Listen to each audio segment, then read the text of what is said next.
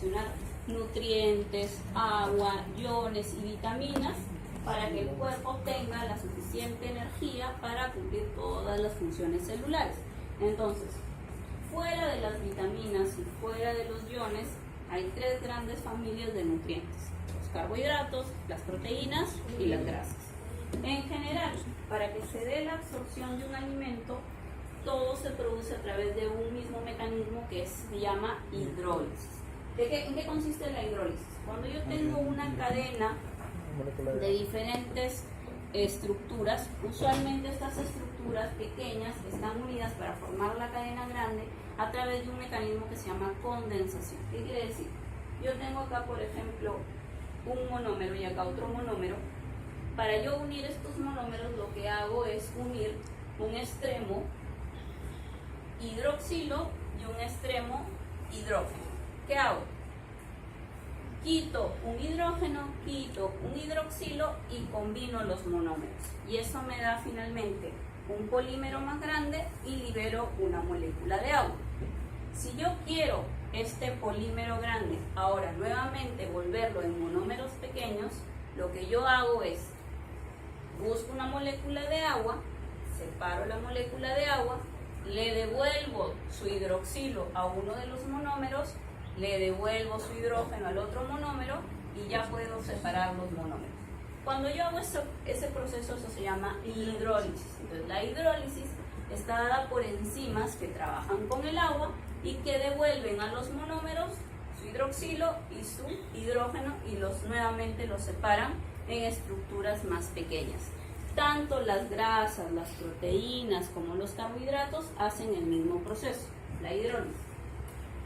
Entonces, ¿cuál es la diferencia? La diferencia son las enzimas que van a trabajar la hidrólisis para cada grupo de nutrientes en específico. Vamos a empezar por la digestión de carbohidratos. Esto es solamente una visión general de lo que ustedes ya han ido viendo. ¿Dónde empezará la digestión de los carbohidratos? En la boca, porque en la boca vamos a tener, gracias a la saliva, a la amilasa salival, a la tialina, ¿no? Que es una alfa-amilasa. Si bien ahí empieza el primer paso de la digestión de los carbohidratos, se dice que solamente es el 5% de esta digestión y que va a continuar a medida que el bolo alimenticio pasa de glutido mezclado todavía con saliva hasta que llega al fondo y cuerpo gástrico. Mientras se va secretando todavía el ácido gástrico, hasta que no se alcance el pH ácido, todavía yo voy a ver cierto efecto de la amilasa salival incluso dentro del estómago. Cuando se secrete el jugo gástrico y el pH baje a 2 a 3, entonces se detiene el proceso de digestión, que obviamente es principalmente almidón. ¿Qué tipos de carbohidratos ingerimos nosotros de la dieta? ¿Qué tipo de carbohidratos ingerimos de la dieta? El almidón es uno de ellos. ¿Está principalmente en qué alimentos? En todo lo que ustedes conocen como harinas, ¿no? La papa, los fideos, el arroz, el pan. Lo que ustedes conocen como harinas principalmente es almidón. ¿Ya? ¿Dónde más tenemos carbohidratos? Ya, la fructosa, por ejemplo. Ya, ¿qué más? En la leche, la lactosa, ¿no? Los lácteos, cuando comen un queso, cuando toman un yogur, un vaso de leche, eso es lactosa y es un carbohidrato. ¿Qué más?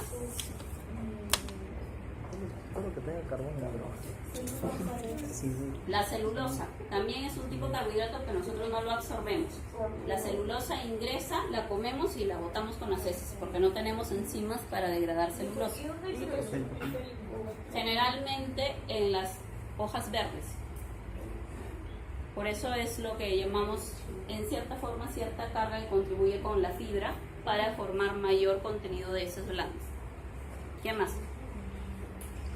La caña de azúcar, el azúcar que le echan bien rico, la sacarosa. Entonces la famosa caña de azúcar, la sacarosa, el azúcar, es también fuente de carbohidratos. En general, los carbohidratos que tenemos son esos: el almidón, la sacarosa, la galactosa, la fructosa, que en sí está dentro de la división con galactosa, ya vamos a ver en los monómeros. Entonces, Generalmente el carbohidrato más grande, la molécula más grande es el almidón, y por eso es que el almidón empieza a digerirse desde arriba, desde el agua. ¿Dónde va a seguir el siguiente paso de digestión del almidón? A nivel del duodeno y del intestino delgado, gracias a la secreción. En el páncreas no, porque en ningún momento el alimento va a llegar al páncreas. La secreción pancreática es la que va a llegar a alcanzar al bolo en el duodeno y en el yeyuno, ¿ya? Entonces ahí va a seguir el segundo paso de la digestión del almidón a través de la amilasa pancreática. Y luego el siguiente paso se completa a nivel de la superficie de los enterocitos. Ahí en los enterocitos nosotros vamos a tener en la superficie del ribete en cepillo una serie de disacaridasas. Las disacaridasas, ¿qué hacen? Dividen las grandes moléculas en moléculas ya más pequeñas. ¿Cuáles son las tres moléculas básicas que vamos a obtener a partir de los carbohidratos? Glucosa, fructosa y galactosa.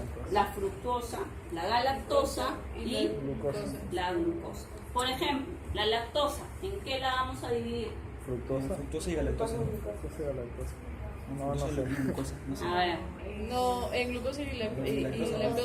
Fructosa y galactosa. La lactosa, ¿en qué la vamos a convertir? Glucosa y lactosa. Ya no sé. Ya me confundí, ya. Vamos por partes. Eso dijo Jack. Primero el almidón. El almidón, por ser la molécula más grande, la finalidad es que a través de las dos amilasas se convierta finalmente en maltosa y en cadenas más pequeñas, usualmente de 8 a 9 glucosas. Luego esas cadenas de 8 a 9 glucosas yo las puedo desdoblar ya en moléculas individuales de glucosas a través de las disacaridasas. Pero el objetivo es por lo menos llevarlo a maltosa, ¿ya? Luego, una vez que yo ya desdoble y tenga la maltosa, tanto la maltosa, la lactosa, van a entrar por un proceso ya de absorción a través de la superficie del enterocito.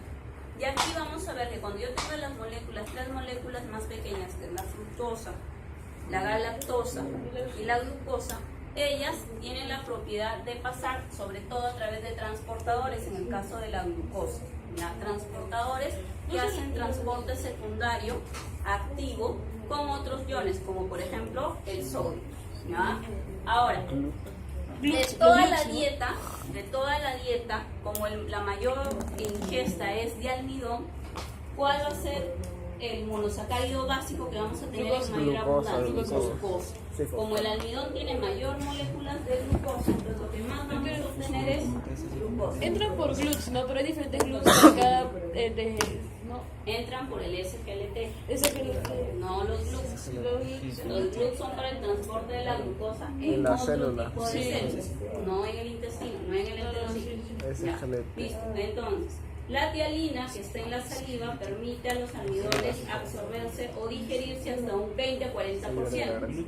El otro 50-80% lo hace la amilasa pancreática.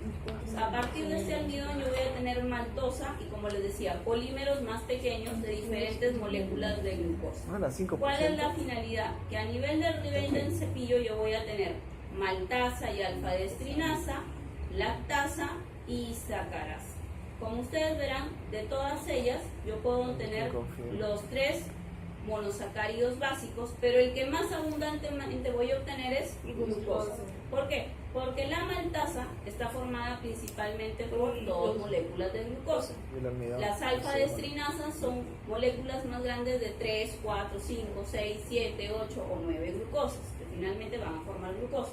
La lactosa está formada por la glucosa y la galactosa, y la sacarosa por fructosa. Vamos a ver que en cuanto al transporte, la ventaja que tiene la fructosa es que la fructosa puede pasar sin necesidad de tener un ion como cotransporte, mientras que la galactosa y la glucosa sí necesitan este cotransporte con el sodio, como lo ven acá. Miren, creo que acá les puse la figurita.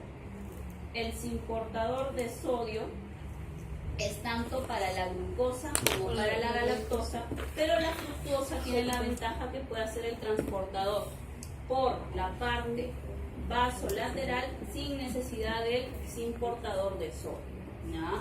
En los otros dos necesariamente tienen que pasar con sodio. Mi mismo concepto en una práctica anterior. O sea, la saliva es del 5%. 5 a 10, ¿no era? Eso es variable, o sea, lo que pasa es que ustedes van a leer que el 5% es en la boca y el otro 15, 30% es en el fondo gástrico y en el cuerpo, hasta que se alcanza el pH óptimo del ácido gástrico. Por eso es que acá en forma general te ponen 20 a 40%. Ese 5% solamente es en la boca, no incluido el estómago. Listo. En cuanto a las proteínas, el mecanismo es muy similar, es igual, es por hidrólisis, pero aquí ¿dónde va a empezar el proceso de digestión de las proteínas? En el estómago, por acción de quién? Del pexinógeno. ¿Cómo trabajaba el pexinógeno? Ya lo vimos la semana pasada. Ah, sí, el pexinógeno, sí, solito, él no solito no puede, tiene que juntarse con el ácido clorhídrico para que sea pepsina activa. De 1,8 a 3,5. Hasta que el pexinógeno no se active a pepsina, las proteínas no se van a poder empezar a hidrolizar. Ahora, hay una característica que tiene la pepsina, que es que la pepsina se consume al colágeno principalmente. Cuando ustedes se comen un bistec de carne, obviamente tiene proteínas, pero lo que le da la estructura, la arquitectura a la carne es el colágeno. O sea, si bien las proteínas están en el interior, el colágeno es el que divide los tabiques de proteínas en el tejido. Entonces, si yo no consumo el colágeno, no puedo llegar a entrar y consumir las proteínas. Entonces, para que las proteasas y las pectosas actúen, primero la pepsina tiene que digerir todo el colágeno. Entonces, en aquellos pacientes que, por ejemplo, yo les saco el estómago, van a poder absorber proteínas, sí, porque ustedes van a ver que la absorción y digestión de proteínas está incluso en segmentos más bajos, pero el problema es que no vamos a poder absorber el 100% de las proteínas porque no van a poder absorber colágeno. Entonces, el primer paso de la absorción de proteínas empieza por destruir la arquitectura de la carne, y eso empieza por la destrucción del colágeno, y eso lo hace el pexinógeno. El siguiente paso es que actúen recién las proteasas, que van a estar ¿dónde? Jugo pancreático. En el jugo pancreático. ¿Qué proteasas estudiamos la semana pasada? Ahí las tienen. Tripsinógeno. El trixinógeno, el quimiotrixinógeno, ¿qué más? Procarboxipolipeptidasa. La procarboxipolipeptidasa, ¿qué más? La elastasa, ¿ya? Entonces, una vez que el pexinógeno se ha encargado de consumir el colágeno y de que ahora mi pieza de carne está ya dividida en trozos más pequeños, más accesibles para que trabajen las proteasas, entonces el timo lleva estas proteínas acá a la segunda porción del duodeno y del yeyuno y van a trabajar entonces las proteasas. El quimiotrixinógeno, que ahora ya se va a llamar quimiotrixina, el trixinógeno, trixina, por acción de la enterosinasa ya se han activado, ¿verdad? ¿Recuerdan? La enterosinasa activaba al trixinógeno en trixina, la trixina empezó a activar a todas las demás. Ahora yo tengo todas las proteasas activas. ¿Qué hacen las proteasas? Desdoblan los polipéptidos grandes en péptidos más pequeños, y a los extremos trabaja lo que su compañero les mencionó, la carboxipolipeptidasa. La carboxipolipeptidasa tiene la finalidad de cortar los extremos hidroxilo y hacer mucho más fácil la hidrólisis. Entonces, a este nivel actúan estas enzimas pancreáticas, pero luego yo solamente voy a tener otra vez moléculas más pequeñas de proteínas, pero todavía no voy a tener aminoácidos. ¿Quiénes se van a encargar finalmente de desdoblar los aminoácidos? Las aminodipeptidasas, que al igual que las disacaridasas van a estar también en la superficie del ribete en cepillo de los enterocitos. Entonces, como ven acá, estas aminodipeptidasas se encargan de ir desdoblando hasta que yo tenga solamente aminoácidos, porque la circulación no permite el transporte de polímeros, solamente de aminoácidos. Es muy raro que yo en circulación, desde el enterocito hacia la circulación propia del enterocito, encuentre un péptido. ¿Qué pasaría si un péptido pasa? Usualmente se produce una respuesta alérgica, ¿ya? Entonces el sistema está diseñado para que necesariamente yo solamente absorba aminoácidos, ¿ya? Y esa es la función de las dipeptidasas. Como ven acá, entonces el proceso de digestión y absorción de los péptidos empieza con el pexinógeno y continúa con la activación de los simógenos en proteasas activas y finalmente termina en la vellosidad en cepillo a través de las aminodipeptidasas, ¿ya? Acá lo vemos en forma general y en el enterocito, estas dipeptidasas y aminopeptidasas, para que los péptidos ingresen hacia la parte intracelular del enterocito, usualmente usan transportadores con hidrógeno y con sodio, ¿ya? O sea, aprovechan de que el hidrógeno y el sodio va a ingresar al enterocito para ser cotransportados.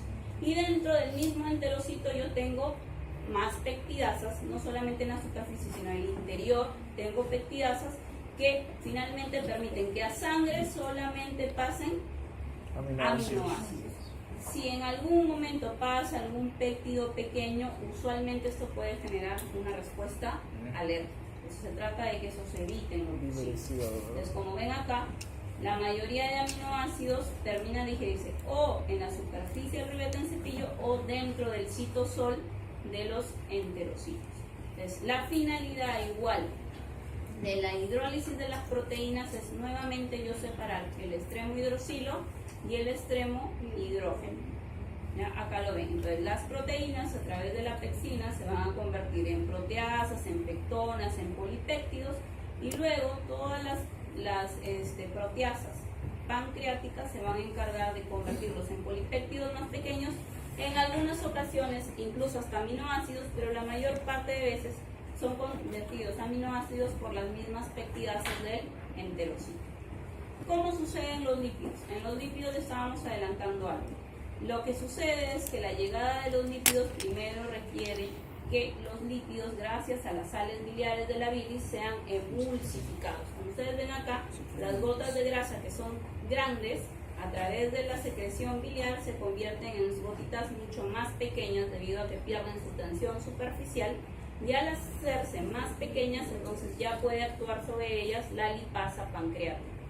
Ahora, no solamente, si bien los lípidos que ingerimos son principalmente triglicéridos, nosotros también ingerimos otro tipo de lípidos, como por ejemplo fosfolípidos, por ejemplo ésteres de colesterol. ¿Quién actuará en este caso? Ya no la lipasa, sino por ejemplo la fosfolipasa o la esterasa, ¿no? Y igual, la finalidad es que se conviertan en ácidos grasos libres y en monoglicéridos, porque finalmente tanto estos ácidos grasos libres como monoglicéridos se van a convertir en una estructura muy importante que se llaman las micelas.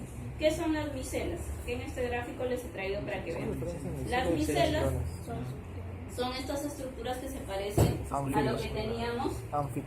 Son anfipáticas, como lo que teníamos en la superficie de la membrana celular.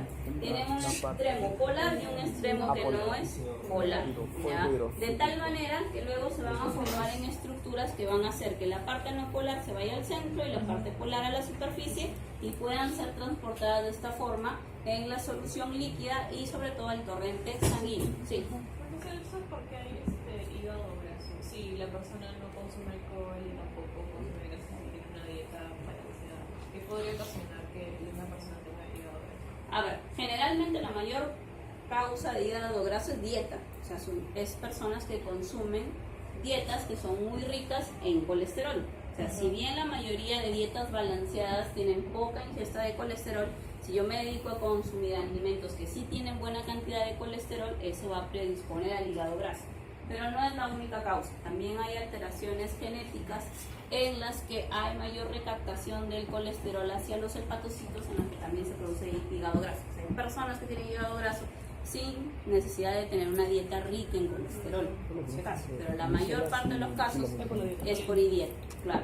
O sea, si yo como una dieta regular, usualmente el porcentaje de colesterol que consumo es bajo, pero si me dedico a consumir solamente comida chatarra, ahí sí hay un alto porcentaje de colesterol. O sea, depende de la dieta. Y si es depende de la dieta, ¿cómo se podría tratar el hígado graso? Corrigiendo la dieta.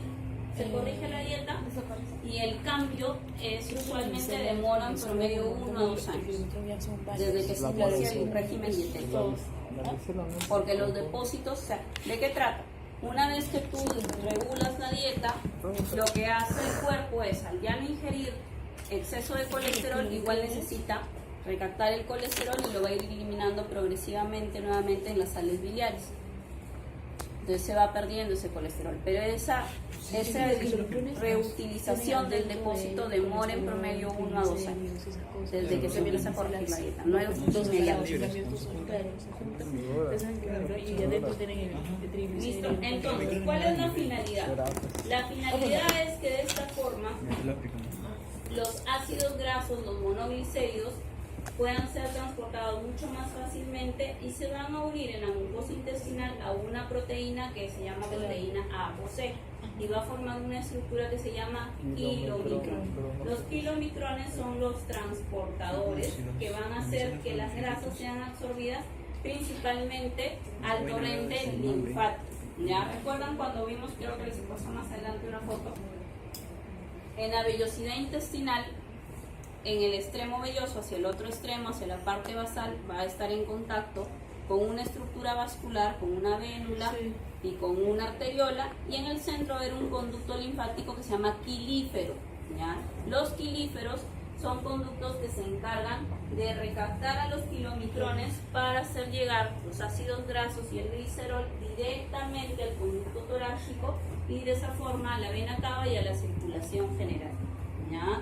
¿Por qué? Por la estructura del kilomicrón. Como ustedes verán, los kilomicrones son estructuras grandes que no pueden viajar fácilmente por la circulación general. Entonces, por eso lo hacen a través de la circulación linfática inicialmente.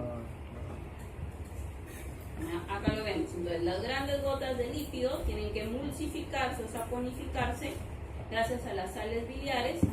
Actúa la lipasa, la colipasa, la fosfolipasa, y luego formarse micelas también con ayuda de estas sales biliares, y estas micelas que están formadas por los monoglicéridos y los ácidos libres ingresan ya al enterocito, y en el enterocito se forman los kilomicrones. Gracias al aparato de Golgi se empaquetan estos monoglicéridos y el glicerol junto con la apoproteína 6, se forma el kilomicrón, y el kilomicrón viaja principalmente por el quilífero, también puede viajar por el capilar sanguíneo, pero principalmente por el quilífero a la circulación linfática. Entonces, la finalidad de la lipasa es, como ustedes lo leen, triglicéridos. Está formado por 3 ácidos grasos y un glicerol. Entonces, la lipasa lo que trata es de dividirlo en los monoglicéridos y en el ácido esteárico, que es el glicerol, para poder hacer su absorción. Como ven acá, la finalidad es que ingrese ya como estructuras más pequeñas, sobre todo como ácidos grasos, para que por una serie de respuestas enzimáticas que se llama glicólisis, yo pueda obtener nuevamente triglicéridos dentro del enterocito, y esos son empaquetados como kilomicrones. Y eso es lo que finalmente es transportado hacia la linfa para que llegue a toda la circulación general. Ahora, algo muy importante para la absorción es algunas características, sobre todo que tiene el intestino delgado. Como ustedes han visto, al final quien se encarga de absorber todas esas pequeñas moléculas de nutrientes son el intestino delgado, los enterocitos. Y estos enterocitos están distribuidos sobre todo en las primeras porciones de yeyuno y de ilio. ¿Qué característica tiene el yeyuno y la parte más alta del ilio? Tiene la presencia de estos pliegues, que son los pliegues de Kertin o válvulas conniventes. Las válvulas conniventes son pliegues circulares, dan la vuelta a todo el contorno del intestino delgado y mejoran la superficie de absorción. A su vez, cada uno de estos pliegues de Kertin, que son estos que ustedes ven acá, tiene vellosidades, y a su vez cada vellosidad tiene microvellosidades. Eso hace que finalmente la superficie de absorción aumente 1000 veces. Si yo no tuviera válvulas conniventes, ni vellosidades, ni microvellosidades, como sucede en el estómago, entonces la superficie de absorción sería 1000 veces menos. Por eso es que cuando un paciente yo le saco un pequeño segmento de intestino, si sean 5 o 10 centímetros, es una gran pérdida de superficie de absorción para ese paciente. ¿Ya? Esa es la importancia de conservar la mayor parte que se pueda de intestino en la cirugía. Entonces, Cada uno de estos pliegues es una gran cantidad de superficie de absorción. Se dice que todos los pliegues forman en general una cancha de tenis de superficie de absorción, 250 metros cuadrados. ¿Ya? Como ven acá, cada vellosidad es lo que les dije. En el centro de cada vellosidad está este extremo arterial y venoso y dentro el linfático quilífero para la absorción principalmente de las grasas. El borde del cepillo, donde están todas las células que se encargan de digerir tanto aminoácidos como péptidos, y sobre todo aquí a este nivel hay unas vesículas de pinocitosis. Muchas de las sustancias, sobre todo los iones, ingresan a los enterocitos a través de este mecanismo que es la pinocitosis. Algo importante a comprender en cuanto a la absorción es que la absorción usualmente de la glucosa y de los aminoácidos requiere que del lumen del intestino pasen al interior